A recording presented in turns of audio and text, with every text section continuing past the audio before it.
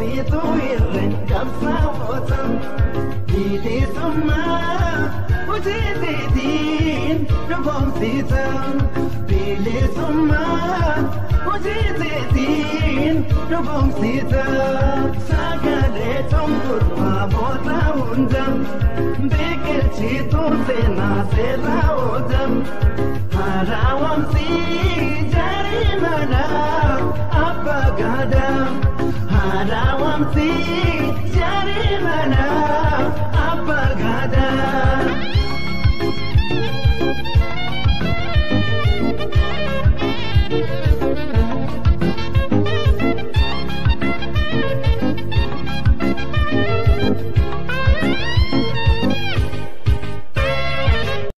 Harka fuune shamaa akkam jirtu dhaggeeffatootaa fi hordoftoota keenyaa kabajamoo fi jaallatamoo kun qophii addaati.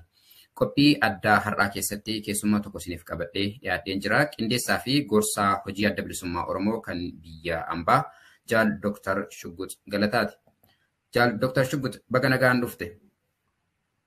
Atillee baga nagaan na eegde Jaal Firaa'ol dursaa sagalee bilisummaa Oromoo irratti marii akka waliin gaggeeffannuu fi na dhiyeessuu keef galata guddaa qabda. Akkasumas sagaleen bilisummaa Oromoo waggaa 35 ol uummata isaa tajaajilaa ture. Ayyaana isaa kabajachuuf deema. Jala bultii irra jirtu ayyaana gaarii akkasiniif ta'u asumarraan hawwii koo dabarfachuu fedha. Fayyaa ta'e Jaal Dr. Hedduu galatoomii mee marii keenya har'aatti seenna waa'ee haala biyya keessa jiru yookaan immoo haala biyya keenya Oromiyaa akkasuma guutummaa Impaayera Itoophiyaa keessa jiru irratti dhimmoota garii kaasnee kan waliin mari'annu ta'a. Mee sana dura garuu jidduu kana haalli hoogganoonni fi qondaalonni adda bilisummaa Oromoo sirna bilisiginnaatiin mana hidhaa keessa jiranii akkaan jabaa ta'uu yookaan akkaan ulfaataa ta'utu gabaafamaa jira. Keessumaa miseensi Shanee Gumii sabaa adda bilisummaa Oromoo Jaal Mikaa'el Booran haalli fayyaasaa akkaan hammaatee jira akka jedhu gabaasni bahee jira. Akkasuma kan Jaal Kennasaatis ni beekama. Haala akkaan ulfaataa keessa akka jiru dhibeen isaa. Mee waliigalatti haalli jaallan keenya keessa jiran akkasuma haalli hidhamtoota siyaasaa Oromoo kan miseensotaaf deeggartoota dhaabaa ta'an maal keessa jira? Haala biyyattii fi impaayaratti immoo itti aansatiin nuuf hima. Kanaan haa eegallu. Waliigala haala hoogganoota adda bilisummaa Oromoo yoo ilaalle barsadii dabarsan kana keessatti hidhaa bakkarraa bakkatti jijjiiruu haala tajaajilaa namaaf ta'uun isarra jiru dhorkuun mirga namni hidhamee jiru tokko isaaniif dhorkuurraan kan ka'e yeroorraa yerootti gidiraan ammana hin jedhamne isaanirra gahaa ture ammallee gahaa jira. Sababa kanaan bakkarraa bakkatti waan jijjiiramaniif haala qilleensa addaa keessa waan seenaniif tajaajila gahaa waan hin qabaanneef tajaajila fayyaaf akka nama seeraan hidhamee jiru tokkotti mootummichi waan isaaniif hin gooneef daran fira wajjiniin jaarmiyaa wajjiniin wal arguun isaanii hireensaa dhiphaa waan ta'eef jaallan yeroorraa yerootti dhukkubni adda addaa isaan qisaasaa jira. Ammallee Jaal Kennasaan Jaal Mikaa'el warri kaanis taanaan dhukkuba hamaadhaan gidira hamaa keessa jiru. Kanumaayyuu dhaabnillee yeroo takka aksasii hin qabu. Gargaaruuf illee hin danda'u jechuun danda'ama. Dhugaatu hidhamee jira, dhugaatu dhokatee jira. Waan hoogganoota kanaa waan hedduu nama ajaa'ibu, nama raaju biyya sana keessattiif addunyaa kanarratti taha jedhamee waan hin herreegamnedha. Mootummaan kun isaan irra geessaa jira. Karaa gara biraa walgahii waliigala Impaayerri Itoophiyaa yeroo ammaa kana keessa jeequmsa keessadha jirti. Akkuma miidiyaa adda addaarraas arginu haaluma qabatamaadhaan akka hubatamuu danda'utti guutummaa Oromiyaa keessatti waraanatu gaggeeffamaa jira. Kanarra darbee nagaaf tasgabbiin karaa kaabaa dhufe jedhamee abdatame inni kun Oromiyaa keessattis ta'e bakkootii dhibdeen jiranitti hiika argatee biyyi nagaa argata tasgabbii argata jedhamee kan herregame mul'ataa hin jiru. Daran bobbaa waraanaa hamaa humna qilleessaa dabalatee humna makanaayizidii dabalateeti lafa Oromiyaa irratti gaggeeffamaa jira. Inni kun uummata keenya waliigala qisaasaa jira. Siyaasni impaayirichaas akkasuma goolamaa jira. Paartiin biyya bulchu warra saa'iboota isaa jedhee waliin aangoo hirmaatee qooddatee waliin bulchaa jiru wajjiniin keessaa caccabaa nakka Izeemaafaa kuni utubaa mootummichaa ture har'a ofiisaayyuu qoqqoodamaa jira. Inni kun biyyittiin gara isheenitti deemtu hedduu haala nama yaaddessu keessa jira jechuudha. Fayyaa ta'e jaal Dr. Shiggut hedduu galatoomii akkuma amma irraa atuu kaaste haalli biyyattii tana keessa jiru jechuun impaayiritii keessa jiru haala jeequmsa fuula hedduu qabudha. Rakkoon fuula hedduun mormiin kallattii adda addaatiin ka'aa jira. Kana keessaa dhimmi falamsiisaa hedduu kanneen ka'an keessaa tokko waa'ee jidduu darbe kan ifa ta'e waa'ee fooyyeessa yookaan wayyeessuu heera biyyattii ka jedhudha. Heera biyyattii wayyeessina ka jedhuun wanni dhimmi ka'aa jiru kan qorannoon taasifamee mariin gaggeeffamuuf deema ka jedhu irratti waa hedduutu ka'aa jira. Ummatoota biyyattii akkasuma jaarmeelee siyaasaa adda bilisummaa Oromoo dabalatee jaarmeelee siyaasaa biyyattii keessa jiran adda addaarraa immoo akkasuma mormiif dura dhaabbannoon ka'aa jira. Waa'ee fooyyessa heeraa biyyattii keessatti karaa Inistituutii Qo'annoo Imaammataa Itoophiyaatiin gaggeeffamee ifa bahee jedhamee kanarratti waan nuun jettan qabdu. Waan fooyyessa heeraa kana ilaalchisee waan qabxii babal'aa hedduu kakaasuu ni danda'ama. Tokkoffaa mootummaan ce'umsaa hin barbaachisu jedhee kafalmaa ture fi kan akkasiin itti fufuu nan ceesisani jedhee kan qabate mootummaa kana paartii badhaadhinaa kanatu mootummaan ce'umsaa hin barbaachisu. Hundeen nuti ittiin gara fuula duraa waliin hojjennu heera kanadha jedheeti 2018tti seene ammas bakkootii garaagariitti hundee godhatee kan inni ittiin hojjetu kan inni ittiin falmatu fakkeenyaaf lola kaabaa warra TPLF wajjiniin yeroo haasa'e hundee ka fudhate heera kana kabajuuf kabachiisuu isa jedhudha.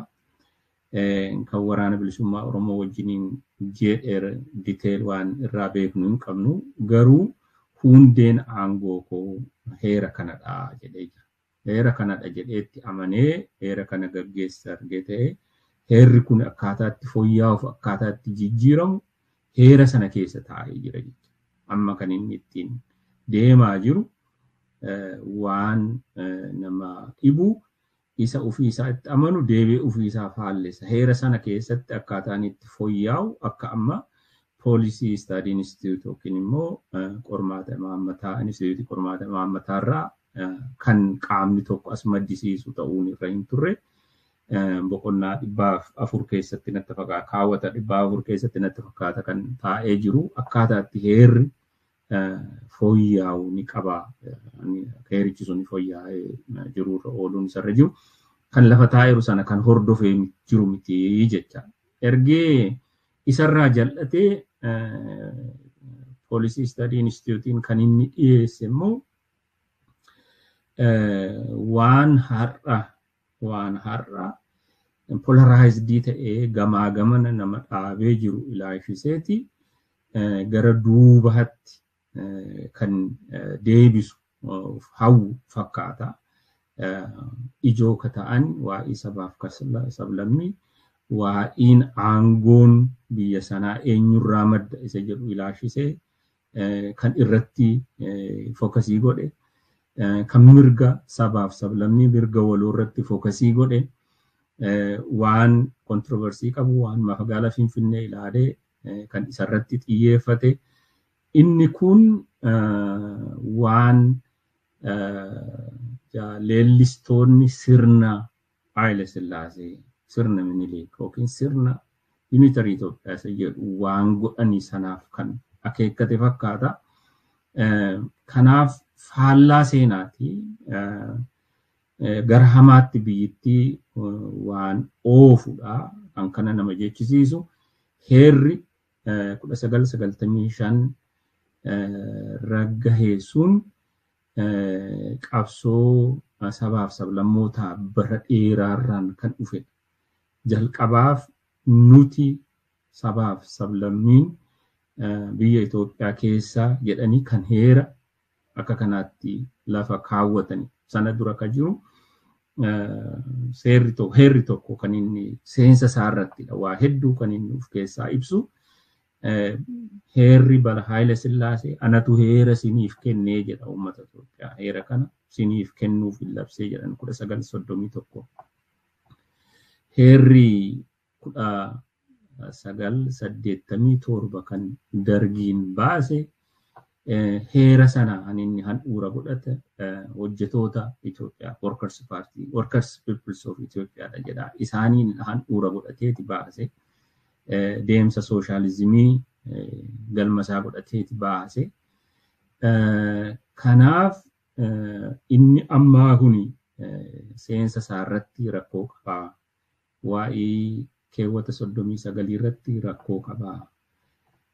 Inni isaan jedhanii fidan tokkoffaa faallaa deemsa heera fooyyeessuu lafa taa'ee jiruuti.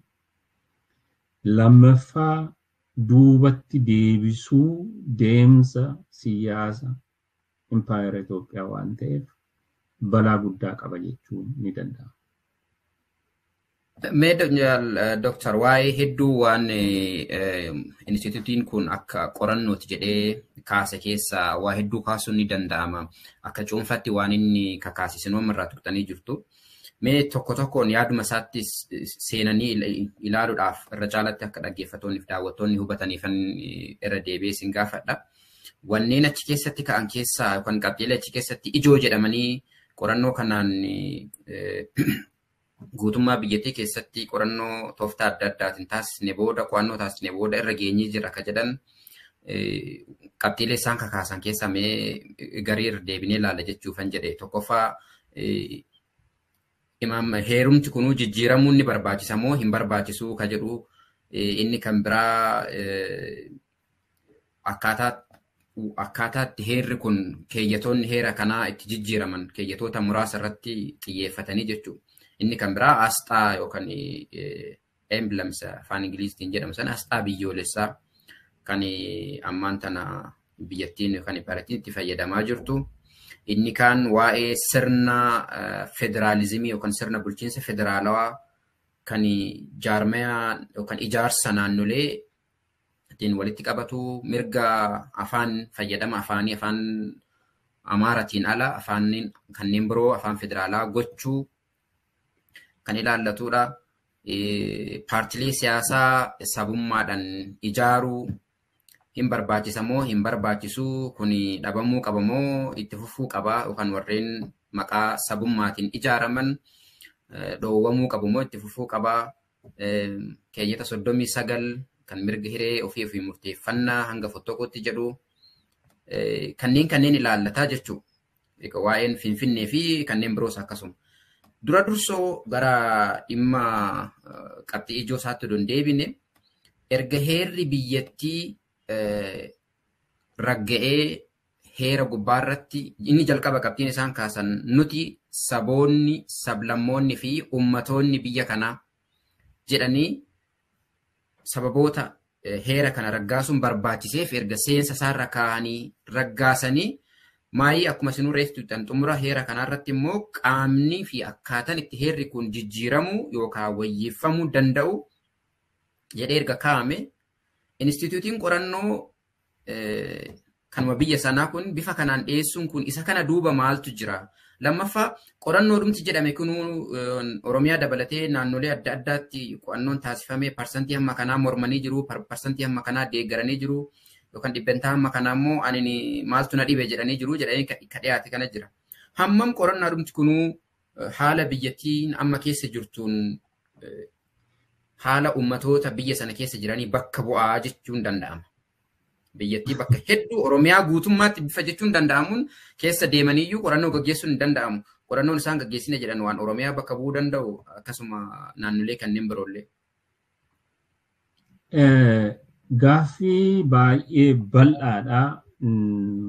Maaliif nuti sabaaf sablammoota jedhanii jalqabanii heera 1995 irratti isa jedhu ilaaluuf utuun jaallatiin giddii duuba deebinee akkaataatti Itoophiyaan ijaaramteef akkaataatti heerri Itoophiyaa as gahe xiqqoo irraa tuttuquun dirqii nutti ta'a jecha. Kana jechuun Itoophiyaan daangaa lafaa ishee har'a qabattee jirtu kana kan isheen qabatte bara Minilik xumuraa jaarraa 19 irratti bara 19 duwwaa irratti jechuu danda'ama. Yeroo sanarraa kaasteeti jechuu danda'ama. Boodarra Eertiraan itti haadha banamtu guddattu malee. Yeroo kanarratti biyyi Itoophiyaa jedhamu kun inni gara kibba dhihaa, kibba bahaa namoota 33 fi hiraman kutaalee biyyaa yookiin oona awraajaan jedhamu kun hin turre yeroo san namaaf hirani. Minilik namatti dhaqoodan kan fitaraarotaa fi raas dajjaazmaachota kana 33tiin hirame jecha. Inni kun yeroo Haayile Sillaaseen aangoo qabatu biyya tahee jiru kun biyyi namootaan moggaafamanii bulchani kun bifa heeraan biyya jiraachisuun legitimacy Haayile Sillaasee akkanni ol kaasuuf jecha heerri jalqabaa inni barreeffamaan seenaa biyya sanaa keessatti lafa taa'e 1931 jechuudha. 1931 heerri kun eessaa maddeessa jedhutti nu geessamas. 1981 dura waan ittiin wal bulchaa turan waa sadiidha. Siraata mangist, kibra nigist, fitaa nigist. Isaan kun uummatootii gara kibbaa jiran uummatootii Minilik cabsee uf jalatti fide wajjin waliin beekanii wanti sirni waaniin kun sadan inni siraata mangist inni jedhamu akkaataa itti moototni aangoo walirraa dabarsan. Fitaa nagistiin akkaataa itti filootiin kan moototaa murteetti dabalu. Kibra nagistiin jedhamu immoo han amantii fi qaama gara biraa immoo kan uf keessaa qabu adabbii laayisee jecha. So 1931 mataan isaanii extractidiitti ta'e haga tokkoon inni irraa dhufe hundee aadaa fi sirna gara biraarra sirna gadaarraa miti yookiin sirna itti warri Somaalee wal bulchaa turan kan baatiin itti wal bulchaa ture yookiin waa tokkorra of keessaa hin qabu noorzii irraati itti dhufee jecha. So isa kanarratti hundaa'eeti Haayile Sillaaseen kutaalee isa dur maqaa namaan moggaasamee ture isa dajjaazmaachiif jedhame maaluuf jedhamee ture kana gara kutaa 14 kanatti dhufee awraajotatti dhufee waradaasa jedhamu sanatti diriiree jecha maqaan isa akkasumatti moggaafame heerri sun kan inni jedhu Haayile Sillaasee namni waaqayyootu Haayile Sillaasee Itoophiyaaf kenne Haayile Sillaaseen immoo heera kana uummata kanaaf kenne akkasiitiin an heera sana keessatti taa'ee jiru han aangoo Haayile Sillaasee gadi utubuu malee waa'ee dhimma uummataa dhimma sabaaf sablammootaa hin turre. Inni immoo irraa extractidii ta'es hawwarra kaaba hawwarra yeroo sana Abisiiniyaa jedhamu malee takkaadhuma inclusive miti isa kibbisa uummata cabee harka Minilik jala galeedhaaf waa tokkoyyuu aadaa isaas miti waa inni keessaa of keessaa qabu tokkollee hin jiru jecha. Inni kuni League of Nations jechaaf immoo wanti xiqqaa itti dabalamee jira yeroo sana Itoophiyaa League of Nations galuun waan ishee irra tureef sirna achi keessatti ta'u internationally kabajuun waan ishee irra tureef haqdi tokko itti dabalame artiiklii garaagarii jechaadha. 1955 inni kuni fooyya'e ufiisaati ufooyyeesse heera mootummaan Haile Sillaasee maaliif ufooyyeesse tokko biyyootiin Afrikaa garaagarii bilisummaa argachuu jalqabanii isa kana keessatti waa'een dimokiraasii dhufuu jalqabee isa kana akkomodeetii gochuu lammaffaa hunda caalaa Haile Sillaaseen akka inni fooyya'u heera kana goosisee Eritiriyaatu federeetidii taate Itoophiyaa. Eritiriyaan immoo bara dheeraadhaaf Xaaliyaanii jala bulteetti sana boodas British jala bulteetti isaan rifleekshiniin isheen qabdu heerri sirni isheen ittiin wal bushitu isa kanarraa adda waan ta'eef isa kana akkomodeetii gochuudhaaf heerri Itoophiyaa jijjiiramuutu isarra ture. Fedhii uummataaf tun taane akkomodeeshiniidhaaf diidarraa. Isa kanaan deemaadha Haile Sillaaseen kufaatiirra gahe jechuudha. Yeroo Haile Sillaaseen completely jijjiirama taheeti 1974 hanga 1986 yookiin 87 heeran qabdu ture Itoophiyaan heera biyyaa jette. Haile Sillaasee sanas miti isheen qabdu ofii ishees taasisee heeran baafanne garuu dargiin aangoo isaarraa gara aangoo humnaarraa gara civil uffakkeessuudha 1987 heera tumee jechuudha. Heera isaa kana utuun tumeen dura kan isa ammaa kana wajjin wal fakkaatu 1983 Itoophiyaa ብሔረሰቦች ጥናት ኢንስቲትዩት uume. Itoophiyaa ብሔረሰቦች ጥናት ኢንስቲትዩት kanatu qormaata godhe heeraaf heera Itoophiyaadha. Maaliif Itoophiyaa ብሔረሰቦች ጥናት ኢንስቲትዩት uume yoo jenne gaaffiin jalqaba warraaqsaa sanarratti ka ture warraaqsaa Haile Sillaaseen kuffiiseen ka ture dhiibbaa cunqursaa sabaa fi cunqursaa gitaa isa jedhutu daayaloogii ture qabsaa'ota gidduu. ብሔራዊ ጭቆናና የመደብ ጭቆና ሰጀደሙ አፋን አማራት inni kun warri biyya Itoophiyaa keessa cunqursaan sabaa jira.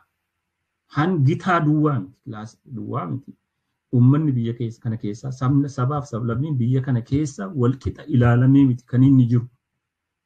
Warri jedhan sadarkaa falmii siyaasaa irraa ba'anii qabsoo hidhannootti galanii jechuudha. Warra akka TPLF, Adda Bilisummaa Oromoo, warra Ogaadeen, warri kana fakkaata. Dargiin kana deebisuutu isarra ture. Kanaaf deebii kennuutu isarra tureyyuufi heera isaa 1987 keessatti waa'ee sabaaf sablammoota biyya Itoophiyaa keessa baay'inaan jiranii acknowledge gochuutti ka'e. Utuu hin jaallatiin biyyi Itoophiyaa biyya sabaaf sablammiidha. Biyya seenaadhaan wal faana jiraannedha. Ammoo walqixxee guddinaanis walqixxee miti isa kanammoo walqixa akka guddatu godha heerri keenya gara fuula dura akka jedhu waan garaagarii kaase.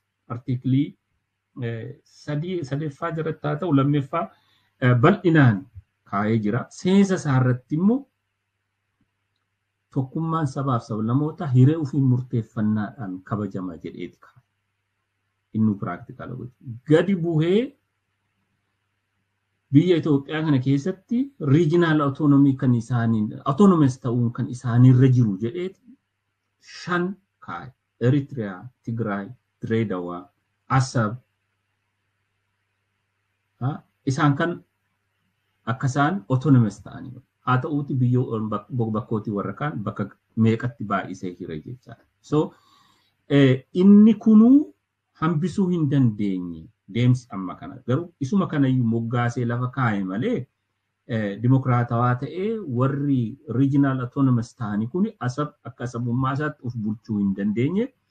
Dirreedawaan akkasii, Ogaadeenis akkasii, warri Eertiraas akkasii, Tigraayis of bulchuu hin dandeenye. Inni kun haninni jalqabaaf karaa qabate dargiin kufee yeroo chaartarri bu'uureffamudha jechuudha. Chaartara keessattidha kuni bal'inaan ta'a. Bal'inaan isa taa'e kana koreen komishiniin seeraa Bokkiflee wadaajoo natti fakkaata. Sa'aatiin hoogganamutu qormaata irratti godhanii dabala. Heera kanaaf ka ta'u jedhanii simpooziyamii illee qophaa'ee biyyootiin garaagaris irratti qooda fudhatanii biyyootiin rakkoo sabaaf sablammii qabanii biyyootiin dimokiraatawaa fakkeessanii biyyootiin akka Ijipti faallee keessatti qooda fudhatteetti maaliif Ijipti irraatiitti dhufe jedhameeti herregama inni tokko inni kibra nigistii fitaa nigistii keessaa abbaan tokkoonsa kanaaf natti fakkaata jedheen herrega isaanillee irratti qooda fudhatanii isa kanatu jaarmoleen siyaasaa garaagarii keessaa dhiibamanii haa ba'anii sababa adda addaatiin haa ba'anuu malee sanarraatii Ihaadeg EPRDF 1995 heera kana as qabate as ba'e.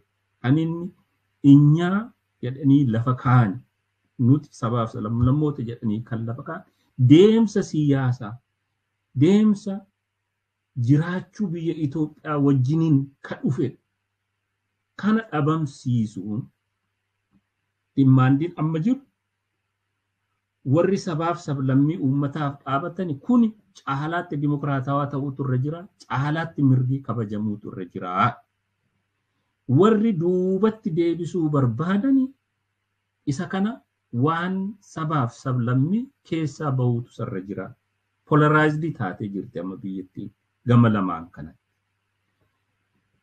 mootummaan kanaan dura warri amma jejjechaa turan dargiinis ta'e EPRDFis ta'e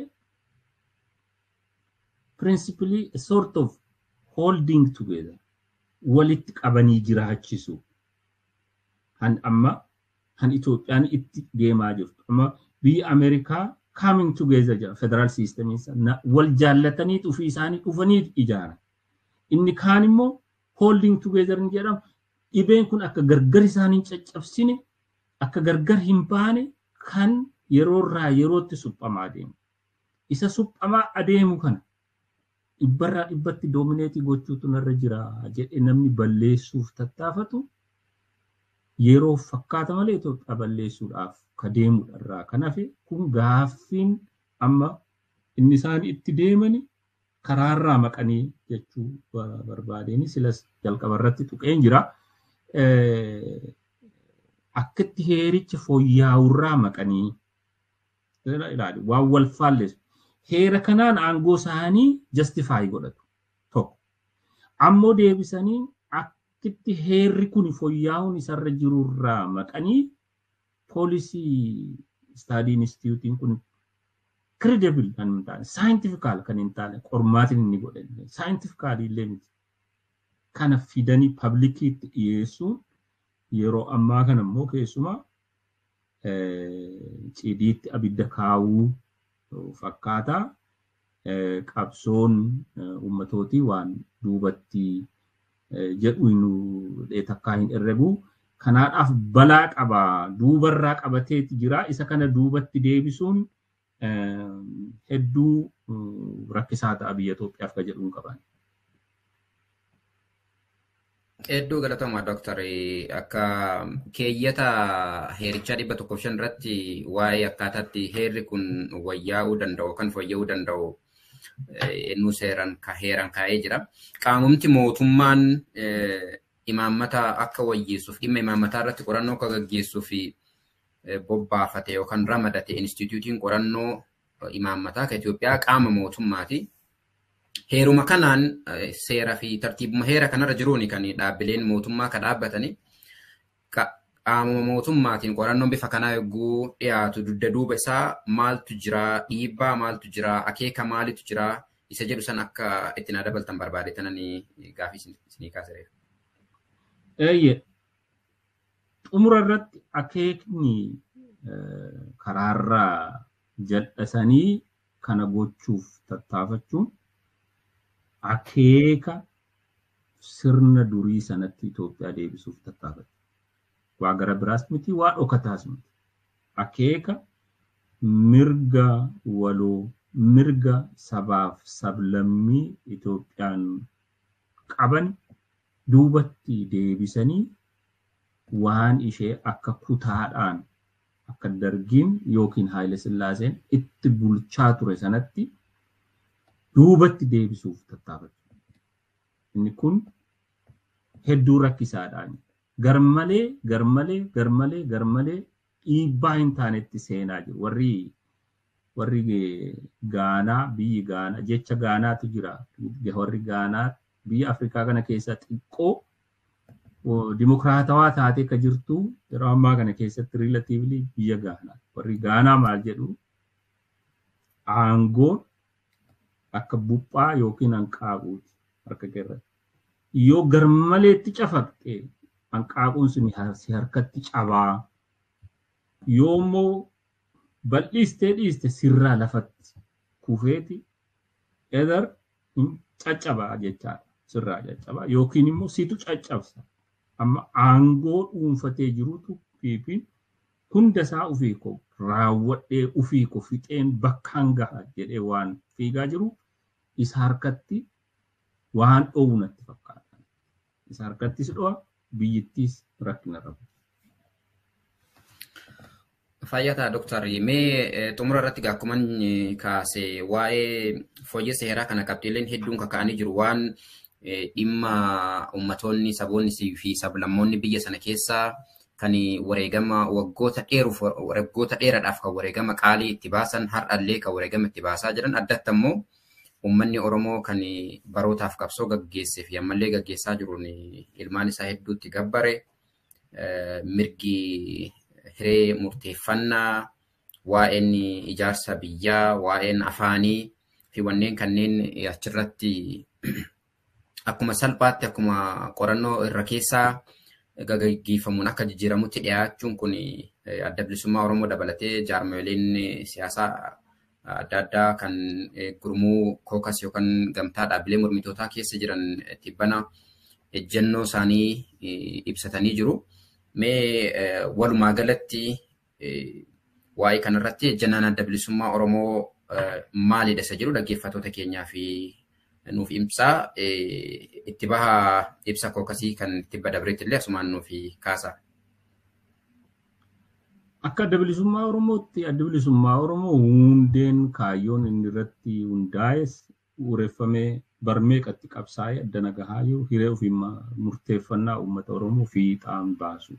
Hiree ofiin murteeffannaa uummata Oromoo fuula dura kan dhaabbatu bifa fedheen adda bilisummaa Oromoo hin fudhatu jechaadha. Inni kun mirga waloo uummataatti amanu.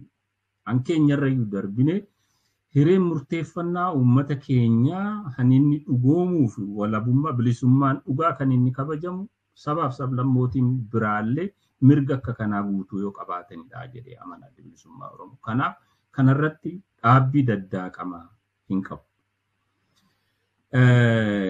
Ammoo akka deemsa siyaasaa amma keessa jirrutti mootummaan kun naashinaal daayaloog jedhee qabatee jira.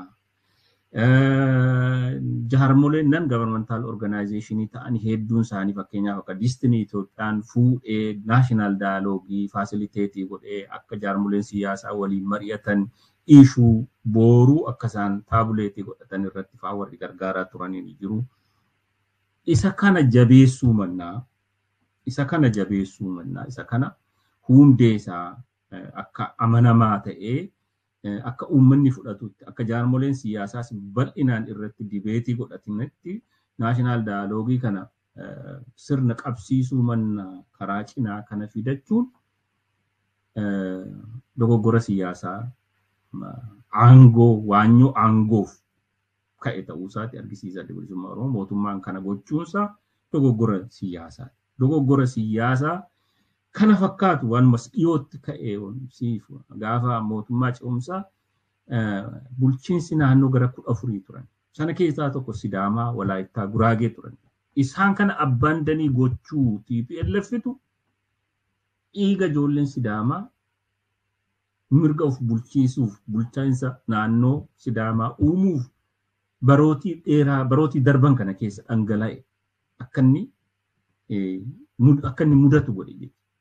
Utu akkuma tureetiin utu EPRDF gaafa 1995 mirga kana hin sarbine ta'e san mirga yeroo mootummaa ce'umsaa ture kan gaafas Sidaamaan bulchiinsa mataasaa danda'e tokkottidha turan inni qabame. Bulchiinsi 9 turre 4 turan. Guraageen akkas Hadiyyaa warri amma dhiigni itti dhangala'aa jiru kun dogoggora siyaasaa yeroo sana ta'anii ammallee waan hambisuu hin dandeenye tokko irrattidha. Dogoggora siyaasaa godhee aangoo dhuunfadhe isatti fakkaate waan mootummichi tattaafatu biyyaafis hamaa aangoo isaafis immoo isaaf hambisuu hin danda'u. Akka dhaabaattii fi dhaabbolee warri kokas paartii keessa jiranii gara 16 ta'anii kan isaan amma jedhanis waan kun practical ta'uu hin danda'u. Sirna aladhasii isa kana dhiisamee all inclusive ta'ee isa daaloogii gara furmaata biyyattii waliigalaaf gara nagaaf tasgabbii isa fidutti yoo deemamedha irra bu'aa qaba. Inni kun nu jeeqaa abiddarratti cidii abidda cidiitti gadhiisuudha. Already biyyattiin rakkina hamaa keessa jirti isa kanarratti dabala ka fiduudha jedhaniiti kan isaan baasanii.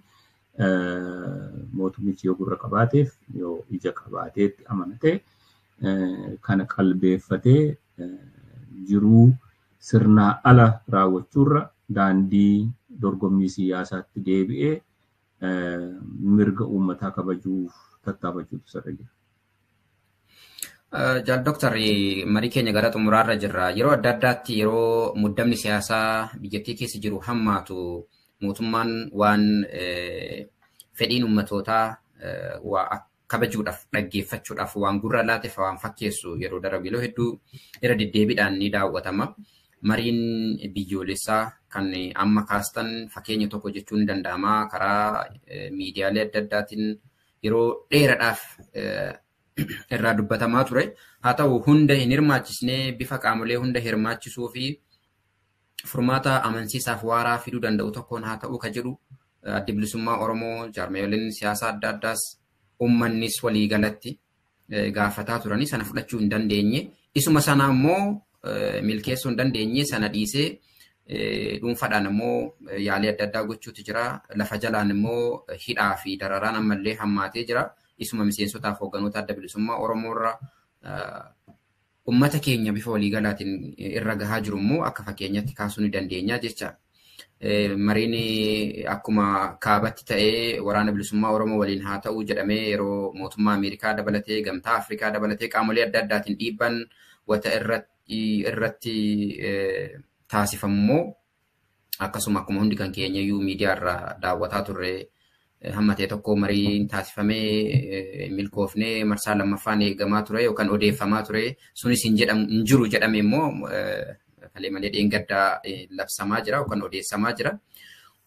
Dhuguma mootummaan kun marii karaa nagaa taa'ee rakkoo siyaasaa biyya kana keessa jirtu qaama dhimmi ilaallatu hunda hirmaatisee taa'ee haasawaan rakkoo jiru kana furuudhaaf of kenniinsi jiru, qophiin jiru, yaaliin jiru maal fakkaata? Muuxannoodhuma waggoota darban kana keessa akka adda bilisummaa Oromootti keessa baatan keessaa maalirraa hubatama?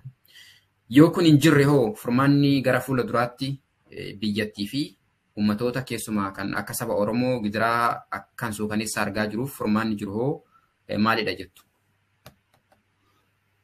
Deemsa 2018 irraa kaasee jiru yookiinis bakka isaan dhalatanirraa EPRDF irraa kaasnee yoo ilaalle deemsa ilaaf ilaameedhaan furmaata jiddu galeessa ta'e warra barbaaduuf deeman natti hin fakkaatu.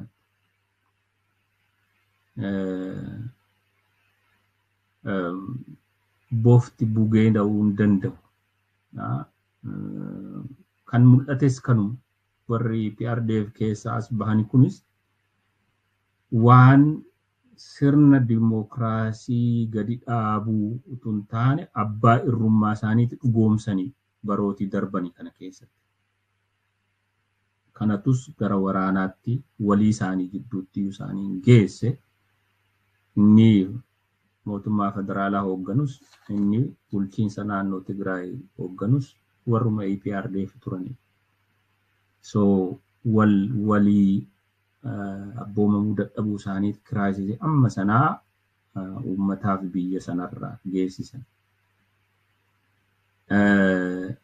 Ammas yeroo yerootti ajandaan isaan karaa cinaa fidan akkuma aangoorra isaaniin tursiisuuf sammuuf qorqalbii uummataa gar tokkotti galagalchuuf gara dhugaarraa gara fakkaattii qabne tokkotti achachi oofuuf ka godhani malee dhugaa nagaaf tasgabbii biyya sanaa fiduuf akka isaan baay'een tattaafanne namatti mul'ata. Haa ta'u garuu waa tokko jira. Biyyi kun akka biyyaatti uummanni kun akka uummataatti jiraachuudhaaf karaa siyaasaa, karaa dinagdee, karaa tajaajila fayyaa qooda adda addaan kan isa barbaachisu. Qooda mootummaan tokko uummata isaaf gochuun isa irra.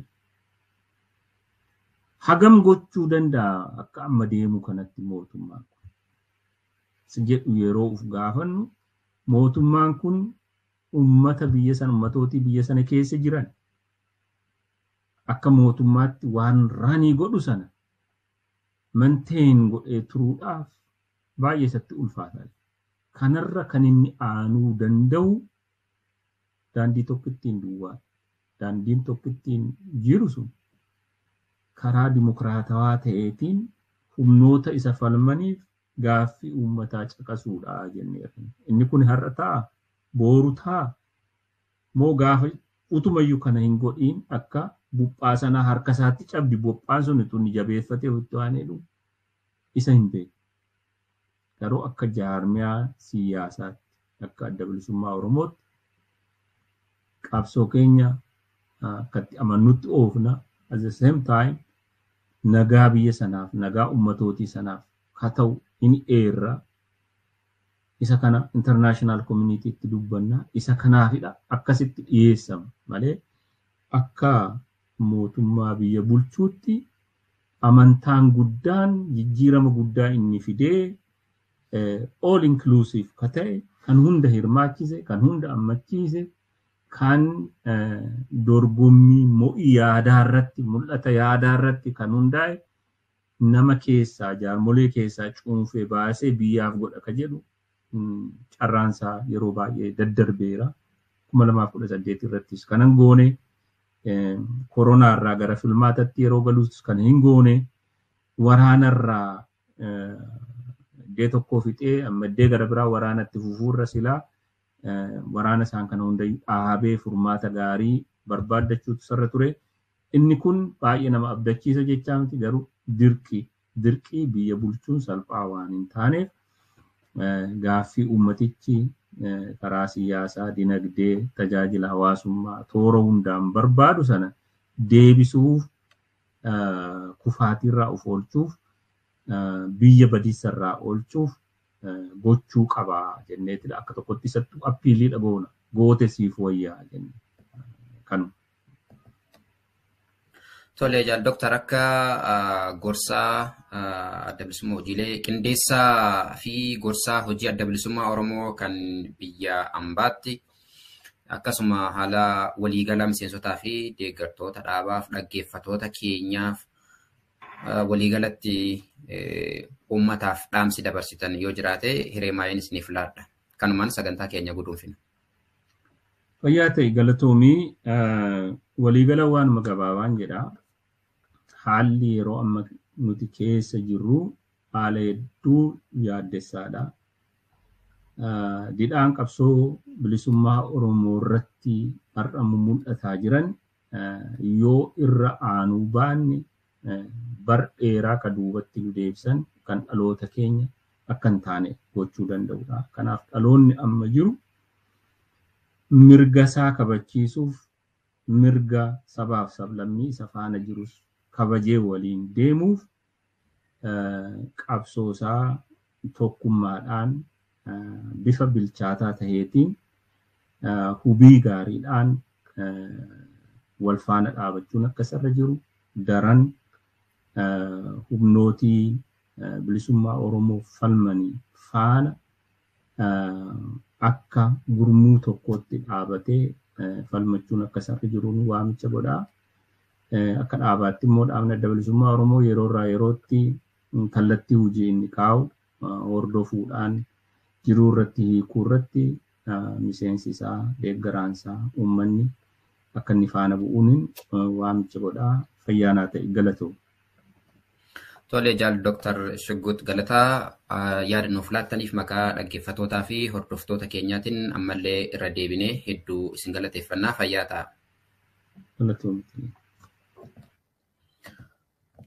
Tole daawwattoota keenya kabajamoo fi jaallatamoo haala yeroo irratti mariin qindeessaa fi gorsaa hojii adda bilisummaa Oromoo kan biyya ambaa jaal Dr. Shuggut Galataa waliin taasisnee kanaan raawwatee jira. Nufaan bu'uudhaan sagantaa keenya hundumaa hordofuu keessaniif hedduu galatoomaa isiniin jenna. Akkasumas yaada gorsas ta'e qeeqa karaa teessoo keenyaatiin akka nuuf ergitan asumaan dhaammanna. Nufaan bu'uu keessaniif ammallee irra deebinee hedduu galatoomaa isiniin jedha. Horaa bulaa. Nagayaatti.